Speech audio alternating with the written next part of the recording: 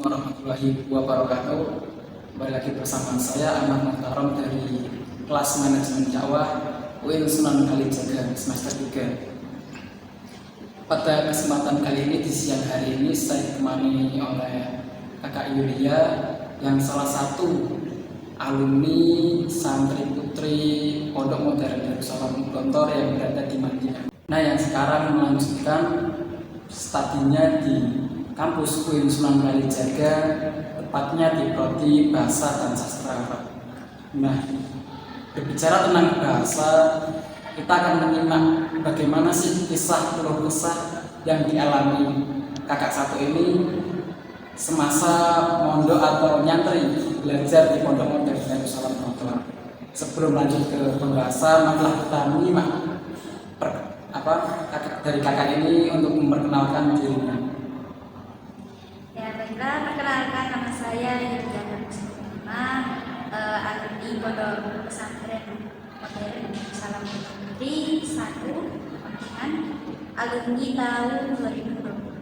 Nah, sekarang saya melanjutkan studi saya di program studi Bahasa dan Sastra Arab, Fakultas Adab dan Budaya UIN Sunan Kalijaga.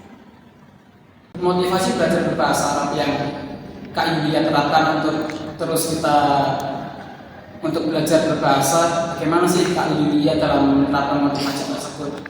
Apakah keinginannya untuk mengelilingi dunia atau motivasi lain? Gimana Kak?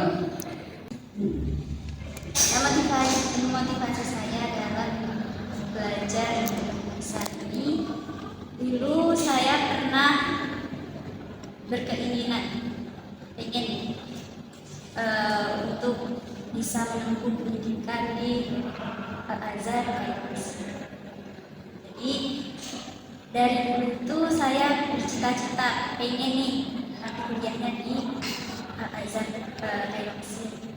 Jadi semenjak saya SD. Nah, saya pas SD ini termotivasi juga dari guru saya. Nah, guru saya ini alumni dari Gontor Ponorogo. Dia sangat mahir sekali dalam berbahasa Arab dan juga berbahasa Inggris. Kemudian setelah lulus dari SD ini, saya dimasukkan oleh orang tua saya ke Pondok Modern Darussalam Gontor. Kemudian saya bersekolah di sana selama kurang lebih 6 tahun. Saya berasal dari kalau di sana nyebutnya Adi. Jadi kalau kita masuk Gontor ini ada 2 jalur, itu jalur Adi sama jalur Taksimi. Nah, saya di Gontor itu menempuh jalur Adi. Saya menempuh pendidikan di Gontor ini selama kurang lebih 6 tahun. Nah, di Gontor ini saya mendapatkan banyak sekali pengalaman berbahasa. Setiap hari makanan pokok anak Gontor itu bahasa. Setiap hari kita berkomunikasi dengan menggunakan bahasa Inggris dan juga bahasa. Kita dikasih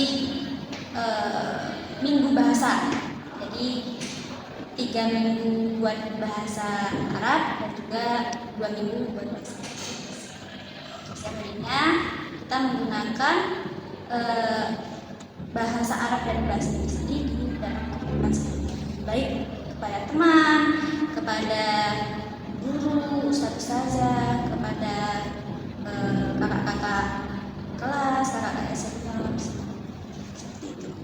Nah, ketika dijelaskan bahwa sehari-hari kan santri itu diwajibkan untuk berbahasa nih. Nah, kalau misal ada santri salah satu lah banyak orang yang ngomongnya tidak sesuai dengan bahasa, bagaimana itu?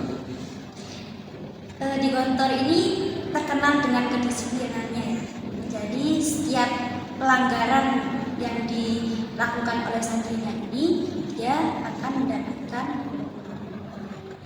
Barang siapa yang tidak menggunakan bahasa dalam kehidupan sehari-hari, dalam komunikasi sehari-hari ini dia akan diberi sanksi oleh pihak bagian bahasa. Di sini bagian bahasa ini ada yang bagian bahasa pusat dan juga ada yang bagian bahasa rayan atau asrama. Jadi kakak-kakak pembina di asrama-asrama itu jadi jasus atau mata-mata para siapa yang tidak menggunakan bahasa dari kehidupan sehari-hari. Berarti alur ceritanya itu di sana itu kayak misal ada jasus mata-matanya gitu ya.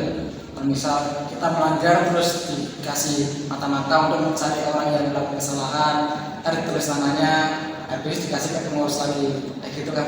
Ya, biasanya kalau ada salah satu dari santri ini yang melakukan pelanggaran bahasa, dia salah satu hukumannya yaitu jadi jasus atau mata-mata. Ini tugas santri ini adalah mencari temannya atau kakaknya atau siapapun yang tidak menggunakan bahasa, lalu dilaporkan kepada pihak bagian bahasa pusat atau bagian bahasa rakyat. Bicara tentang Pondok Modern Gontor nih, yang katanya terkenal dengan kedisiplinannya, di mana para santri harus diwajibkan berbahasa. Bagaimana sih Gontor menerapkan dalam sistem pembelajaran bahasa itu? Apakah dengan pelajarannya diterapkan dengan bahasa semua, setiap harinya mapel pelajaran bahasa semua, atau ada cara lain Gontor menerapkan pembelajaran bahasa itu?